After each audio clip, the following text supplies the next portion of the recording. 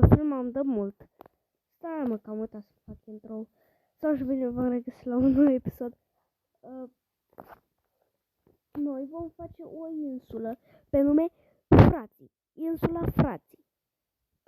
Și ca să intrați în insula Frații, tot ce trebuie să faceți este să îmi dați subscribe, să-mi lăsați un comentariu cum ați dat subscribe și după să-mi dați add friend. Mă cheamă Sadi ori Fazbear 359 dacă vreți să mă aveți la prieteni. Și putem să facem pe insula Frații foarte mult. Putem să facem pozi și apropo să fie și Ștefan pe insula, adică vărul meu, care e și el la rândul lui YouTuber, și o să puteți face cu mine și cu el poze. Sau dacă vreți puteți face cu mine shorturi, dacă vreți, că fac un short și le editez cu voi, da, cu fiecare în parte, dacă vreți, și da, îl fac acolo.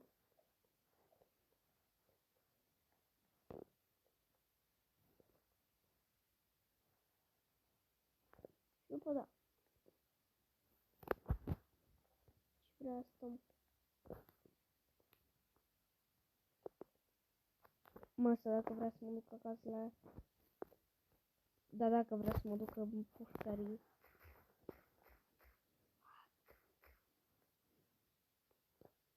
Ce vrea? Ia să vedem ce vrea.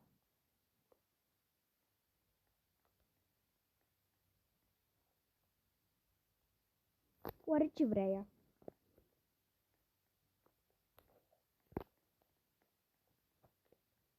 Lasă-mă în pace, făcut am iubite. Ia uite-mă. Că pigback. Și insula Frații o să fie la casa 35.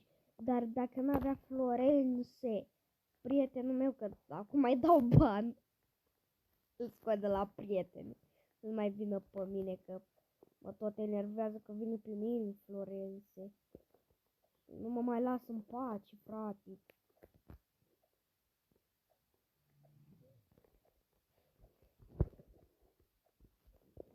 Ăștia care au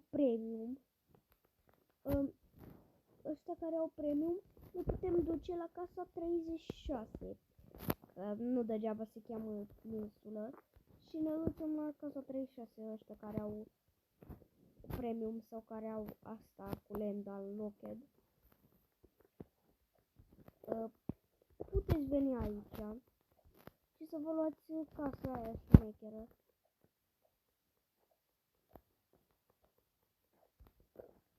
Aia faină.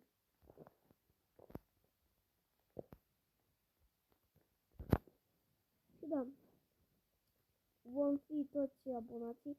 Acolo sunt doar abonați, deci să nu vă prind, să e unul care nu e abonat.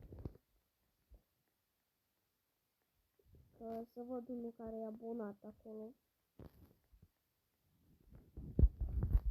Să văd numai abonați. Acolo pot veni doar abonații, nu și ăștia care nu sunt abonați. Da.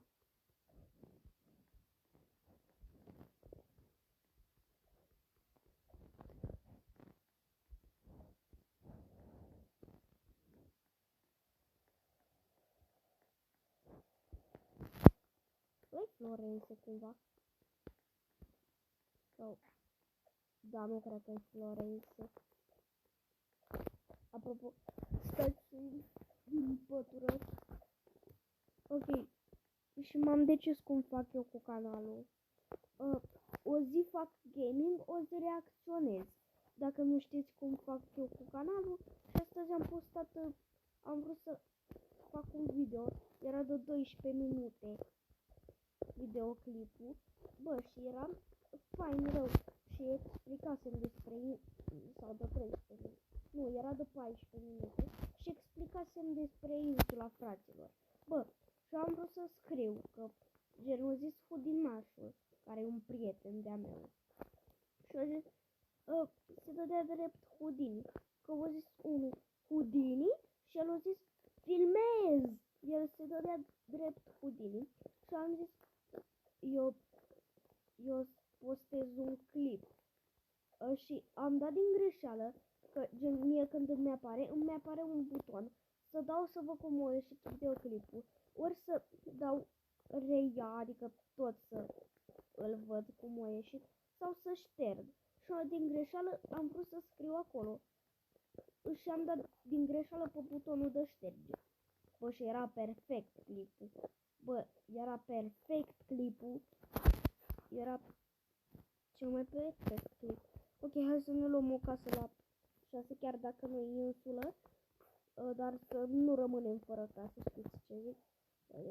De ce să rămânem noi pe străzi, să explicăm, așa era de obicei, că gen explicam, mă duceam, dar ce avem fain episod cu Brookhaven, cred că a fost ultimul episod, în afară de ăsta când îl postez, da.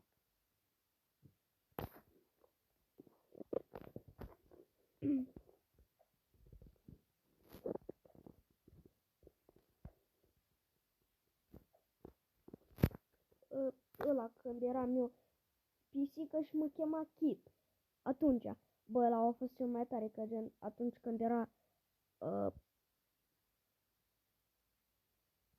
era Mateo vampir, bă,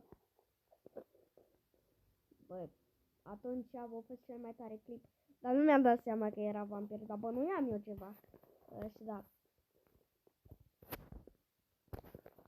Era el vampir și da. Ăla a fost cel mai tare clip după opinia mea, pentru că, da, am explicat mai multe, nu ca alte clipuri cu Brookhaven care gen doar povesteam și mă plimbam cam ca în clipul ăsta, că gen nu prea aveți ce vedeți, numai că gen am făcut o insula fraților, doar atât aveți de văzut și ascultat, că gen am făcut o insula fraților, că vă dați seama că vreau să intre cât mai mulți abonați acolo, să nu prind vreunul care nu e abonat, că întreb. Dar trebuie să găsim servere care nu au case la 35 sau dacă e unul cu premium, să nu găsim unul care are casă la 36, că mi s-a blocat ăsta. Să nu găsim unul care are casă la 36, că așa ne ducem pe alt server și dați join voi pe mine. Și da, videoclipul ăsta cred că o să-l închei chiar acum, pentru că da, nu prea mai am ce explica și nu vreau să mi se strige și ăsta, să nu mă mai lase să-l postez și pe ăsta, așa că da, ne revedem data viitoare, bine, după câteva minute o să ne vedem, că o să postez un nou clip după câteva minute, așa că pa!